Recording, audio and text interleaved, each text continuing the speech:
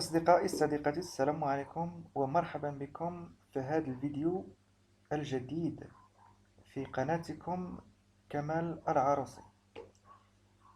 Chers amis, bonjour, merci de me rejoindre dans cette nouvelle vidéo dans votre chaîne Kamal Al Aroussi.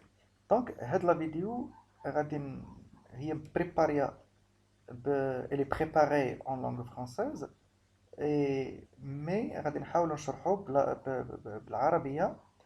وهاد لا فيديو هادي موجهة للناس اللي تيبريباريو الكونكور ديال التعليم، وكذلك الناس اللي تيمارسوا التعليم واللي مازال ما ضابطينش بزاف هاد المكون ديال الديداكتيك. في هاد لا فيديو هادي غادي نحاولوا نشوفوا موديل لا بلانيفيكاسيون دي زابرونتيساج، مجزوءات التخطيط او مجزوءات تخطيط التعلمات. اذا كما قلت الفيديو مصوبه باللغة الفرنسية، ولكن غادي نحاول نشرحه باللغة العربية واللغة الفرنسية او ميم طون باش يستافدوا صحاب التخصص، حيت نورمالمون هي مصوبة لصحاب التخصص، ولكن تيبقى هاد تخطيط التعلمات كيدخل في الديداكتيك العام، لا ديداكتيك جينيرال، دونك كتعني جميع المسالك وجميع الأسلاك بما فيها السلك الابتدائي إلى آخره. الوغ اللي كيكتشف القناة ديالي لأول مرة تنلتمس منكم أنكم تشتركوا في القناة، وإذا عجبتكم هاد لا فيديو تحاولوا تضغطوا على زر الإعجاب وتفعلوا الجرس وتبارطاجيو au maximum la vidéo.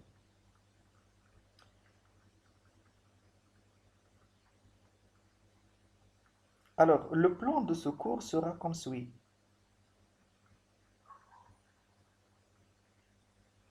Définition de la planification. غادي نحاولوا نشوفوا التعريف ديال la planification. أشنو كنبلانيفيو؟ بلانيفي كوا؟ ماذا نخطط أو لماذا نخطط؟ Pourquoi la planification؟ لماذا نخطط أو لماذا التخطيط؟ علاش؟ ما أهمية التخطيط؟ Comment procéder lors de la planification؟ كيف نخطط؟ Selon quelle approche؟ أي مقاربة، حسب أي مقاربة يتم هذا التخطيط. Sur quels critères doit se baser la planification؟ على أي مبادئ أو معايير يتم التخطيط. ثم غادي نشوفو quand est-ce qu'on fait la planification، متى نقوم بالتخطيط.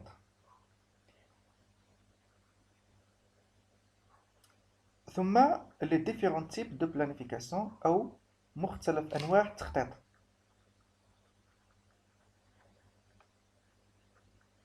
Qu'est-ce que la planification؟ La planification est l'action de planifier ou le fait d'être planifié. إذا التخطيط هو واحد عملية تخطيط، هو عملية تخطيط، عملية تنظيم، أو لا لو فيت ديتر بلانيفي، أو هو واحد النتيجة ديال التخطيط، يعني أنك تكون مهيأ مخطط إذا لا بلانيفيكاسيون بيداغوجيك، ملي كنهضرو على التخطيط التربوي أو التخطيط في الديداكتيك، يعني هو واحد c'est une méthode consistant à choisir les objectifs et à proposer des moyens pour parvenir à la réalisation d'une compétence suivant une progression croissante. إذا التخطيط في علوم التربية أو في الديداكتيك هو واحد لا ميثود، واحد الطريقة من الطرائق، أو واحد منهج اللي من خلاله كنحاول نختار الأهداف وكنقترح الوسائل اللي من خلالها غادي نوصل أو غادي نحقق هذيك الأهداف، وكذلك واحد المهارة أو لا كومبيتونس اللي المراد تحقيقها بطبيعة الحال حسب واحد لا بروغريسيون، يعني واحد التدرج تزايدي، يعني من خلال تحقيق هدف بعد هدف. إذن planifier, le verbe planifier هو c'est organiser l'opération enseignement-apprentissage. إذا تخطيط أو تخطط يعني أنك تنظم عملية أو العملية التعليمية التعلمية par anticipation، قبلية، يعني كتخطط وكتنظم العملية التعليمية التعلمية قبل ما توصل لها. مثلا الأسبوع القادم غادي دير واحد الدرس، إذا تدرس درسا ما يعني أنها عملية تعليمية تعلمية ستقوم بها. أنت قبل أسبوع، قبل يوم أو قبل يومين تخطط، تنظم هذه العملية، كيفاش غادي تبدأ وكيفاش غادي تسالي، لأن السيناريوهات المحتملة، الطرائق المعتمدة، الأساليب المعتمدة، الوسائل المعتمدة، كلهم هادو أشياء اللي خصك تخطط لهم وخصك تحاول ترتبهم وتمونسيونيهم، يعني تذكرهم، يعني باش كترتب الخدمة ديالك. هذا يدخل في إطار التخطيط التربوي. إذا بلانيفي كوا؟ أشنو كان بلانيفيو نورمالمون؟ Alors, planifier les apprentissages dans un programme scolaire selon une progression pertinente et bien définie. اش كنبلانيفيو؟ كنبلانيفيو التعلمات. اذا كنحاولوا نخططوا التعلمات، نقوم بتخطيط التعلمات بطبيعة الحال داخل مقرر دراسي حسب واحد التدرج مناسب وبطبيعة الحال ومحدد.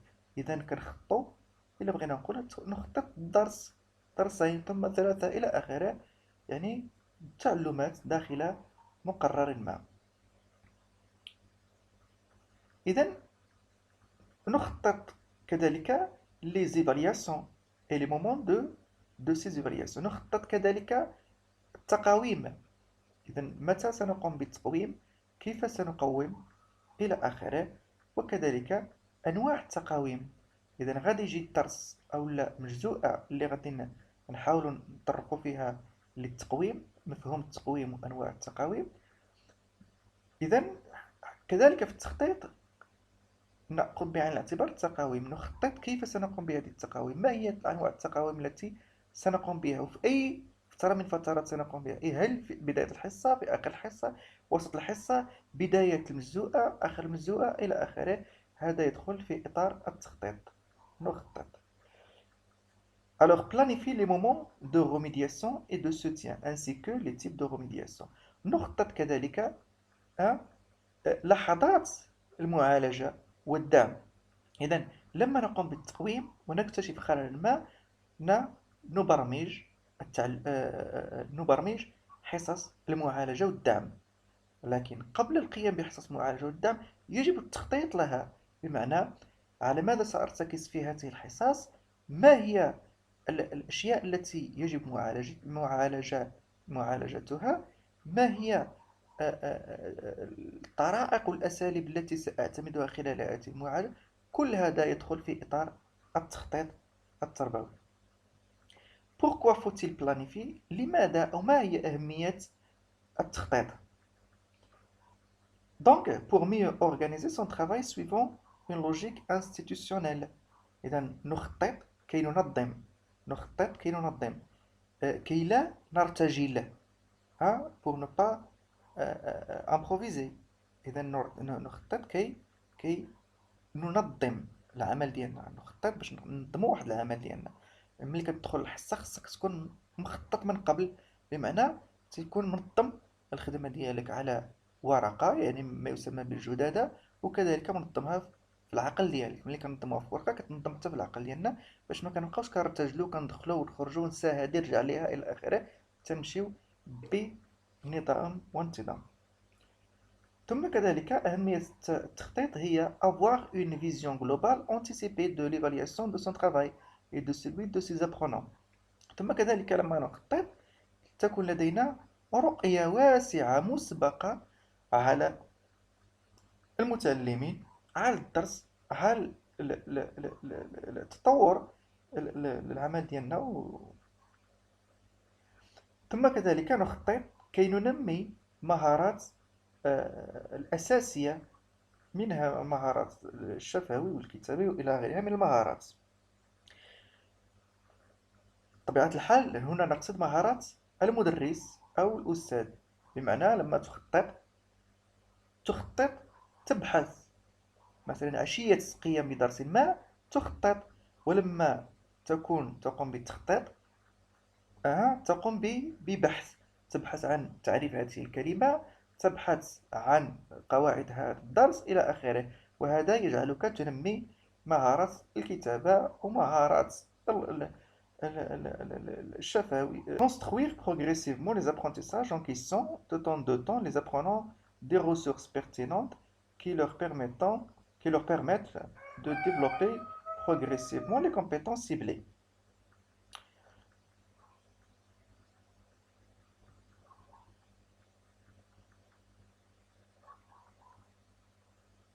Alors, planifier aussi pour يعني الهدف. ثم كذلك الهدف التخطيط هو faciliter les apprentissages aux apprenants en les aidant à apprendre progressivement à intégrer leur acquisition dans des situations complexes. نخطط كي نسهل المأمورية علينا نحن كمدرسين ثم على التلاميذ. نخطط كذلك لكي نكيف adapter le contenu aux besoins réels des apprenants en prenant en considération le contexte socioculturel et les textes officiels. ثم كذلك نخطط كي نكيف المحتوى حسب حاجيات المتعلمين وكذلك أخذا بعين الاعتبار السياق الاجتماعي والثقافي ديال التلاميذ والوسط التلاميذ وكذلك النصوص الرسمية. إذا نخطط الدرس حسب أو نكيفه حسب حاجيات التلاميذ وحسب ثقافتهم واحتياجاتهم. Alors, permettre à l'enseignant à s'apporter sa touche personnelle en développant une pratique réflexive de la classe d'une manière permanente. ما نخطط كذلك كي نطور أو نمكن أنفسنا كمدرسين من إضافة لمستنا الخاصة عن طريق طبيعة الحال الارتقاء وعن طريق طبيعة الحال تحسين من من المكون اللي المراد تدريسه. Les documents officiels à consulter. Alors, لما نقوم بالتخطيط ما هي الوثائق الرسمية التي يجب مراجعتها يعني خصك تشوفها باش خصك بطبيعة الحال ترجع لها باش تاخذها كمرجع أثناء القيام بالتخطيط التعلماتي. Alors, le livre blanc الكتاب الأبيض بالنسبة للابتدائي إلى آخره. La charte nationale de la formation et de l'éducation ممكن الميثاق الوطني تاخذه على سبيل الاستئناس. Les projets de la vision stratégique المشاريع ديال الرؤية الاستراتيجية تاخذها على سبيل الاستئناس ممكن. لي مانويل هادو مهمين جدا لي مانويل سكولير اي لي غيد دي بروفيسور. المانويل يعني الكتاب المدرسي والجيد ديال الاستاذ هادو هما اللي مهمين جدا اللي خصك تاخذهم على اثناء تخطيط التعلمات. ثم كذلك لي نوفيل زوريونطاسيون بيداغوجي بمعنى التوجيهات العامة التوجيهات التربوية العامة التوجيهات التربوية العامة اللي خصك تشوفها. دونك لي مانيوال سكولار اللي غيد زائد التوجيهات هادو لا بد خصك تحطهم هذاك في الطبلة وانت كتقوم بتخطيط التعلمات. لماذا؟ لان التوجيهات التربويه كتعطيك لي بروفيل دو لونسينيون لي كومبيتونس اللي خص التلميذ يكتسبها زائد الكتاب المدرسي اللي تيكون فيه الاهداف وتيكون فيه لي سيبور يعني لي تيكست الى اخره اللي خصك تاخذهم وتخدم عليهم. ثم كذلك الجيد اللي تيساعدك كأستاذ باش دير العمليه ديال التخطيط ديالك لا سيما في أثناء صياغة الجدد.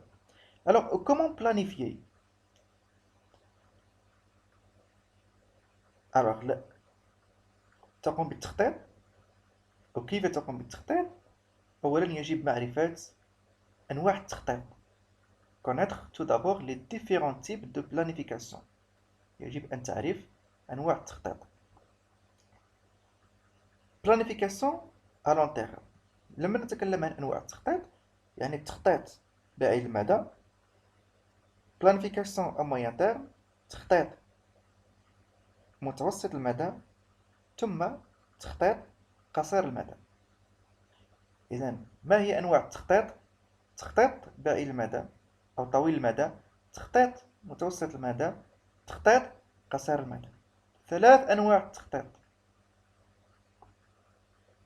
طويل المدى، متوسط المدى، قصير المدى. prendre connaissance des textes de compétences. alors يجب أن تتعرف أولا على المهارات اللي خصك توصلها.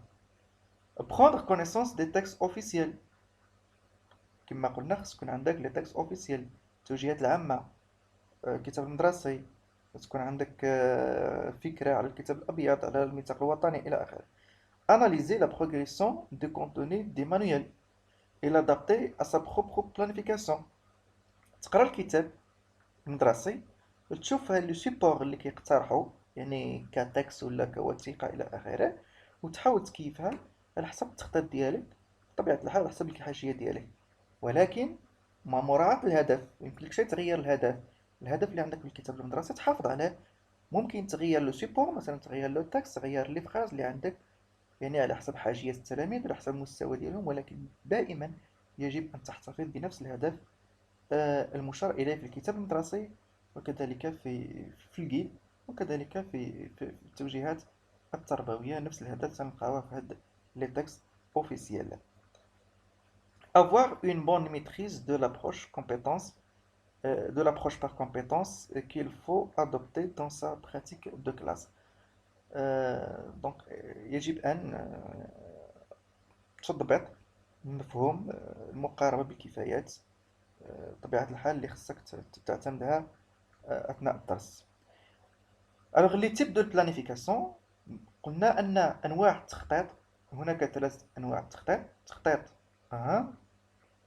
طويل المدى أو بعيد المدى، تخطيط متوسط المدى، ثم تخطيط قصير المدى.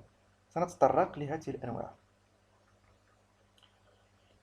Planification à long terme. Qu'est-ce que c'est planification à long terme? Planification à long terme, c'est la répartition annuelle du programme que l'enseignant doit élaborer au début de l'année scolaire. Alors planification à long terme هو répartition والتوزيع السنوي ديال البروغرام ديال الكتاب المدرسي اللي خاص الأستاذ يصير هذا التوزيع من الأول السنة حتى لآخر السنة. يعني شنو هما الحصص اللي غيطرق ليهم، شنو هما الأهداف، شنو هما إلى. Alors il se base sur les textes de compétences de base. Les nouvelles orientations كنعتمدوا على les orientations pédagogiques على الكتاب المدرسي. Il regroupe 4 paliers qui se déroulent en 2 semestres. Chaque palier correspond à un degré de développement de la compétence de base. إذا هذا التوزيع السنوي كما قلنا كيتم على حسب المجزوءات. مثلا إلا كنا عندنا الأولى باك ولا الثانية باك إلى آخره. مثلا في اللغة الفرنسية كتلقى موديل. Par exemple, étudier un roman autobiographique, c'est un module. Il faut faire la répartition, par exemple, de ce module. يعني شنو هما لي سيكونس اللي غادي نقرا في هذا الموديل، شنو كل سيكونس شحال عندي ديال لي زاكتيفيتي، شحال ديال ليكتير، شحال الى اخره. الا كنا مثلا في الكاتريام بمعنى الثالثه اعدادي اللغه الفرنسيه، غادي نشوف مثلا الدوره الاولى غادي نقرا par exemple comprendre et produire une correspondance. يعني هذه ديال tout le semestre. غادي نحاول ندير دي سيكونس، مثلا السيكونس الاولى produire je dirais une demande d'autorisation، عندي فيه دو سيونس دو ليكتور، دو سيونس دو لونغ الى اخره. c'est-à-dire واحد التوزيع كيكون شامل سنوي، يعني من خلال التوزيع ديال كل دوره. طبيعة الحال التوزيع السنوي كياخذ بعين الاعتبار يعني الامتحانات والفروض، كياخذ بعين الاعتبار حتى يعني العطل. فوالا هذا انواع ديال التوزيع السنوي اللي خدينا بعين الاعتبار. مثلا هذه السيكونس الاولى étudier l'association d'énonciation et les indices de l'autobiographie. كما كتشوفوا هنا كاين اكتيفيتي، وكاين ديغي، كاين كونتوني اوبجي دابرونتيساج، كاين ديرولمون. تتلقى هنا مثلا عندي في الحصه الاولى شنو هي النشاط الاول، شحال فيه من ساعه، شنو هما مثلا لي زوبجيكتيف الى اخره. من بعد الحصه الثانيه كتلقى يعني واحد التوزيع شامل. هذه السيكونس الاولى، من بعدها غتلقى السيكونس الثانيه وتا غادي، يعني ديال العام كامل. هذا كيتسمى التوزيع السنوي. هذا فيما يخص الاولى بكالوريا. ناخذ مثلا نوع اخر، هذا كيتسمى ريبارتيسيون. هي élaborer un journal scolaire. هذا هذه لا كومبيتونس، هذا بروجي. لا ريبارتيسيون حتى هي انويل. مثلا هي ايفالياسيون دياغنوستيك. ممكن هنا نزيد التاريخ، مثلا ايفالياسيون دياغنوستيك، ونزيد présentiel en classe عندي lecture déchiffrement compréhension de l'écrit oral production écrite إلى آخره. وندير هنا مثلا نزيد هنا لا دات، ونقول مثلا من جوج شهر 9 حتى ل 28 شهر 9 كما كان هاد السنة هادي إلى آخره. يعني لا دات، ونزيد هنا غوميدياسيون فوقاش عاوتاني من هاد لا دات لهاد لا دات. انت كتخطط وكتقوم بتلخيص داكشي اللي غتقوم به العام كامل. هنا السيكونس الاولى شحال فيها، الحصه الاولى ديال ليكتشر، الحصه الثانيه الحصه الاولى ديال لونغ، الحصه الثانيه السيكونس الثانيه موراها، السيكونس الثالثه حتى يكون فيها 2 سيمين، وانت غادي ديال العام كامل. هذا يسمى بالتخطيط بعيد المدى او التخطيط طويل المدى.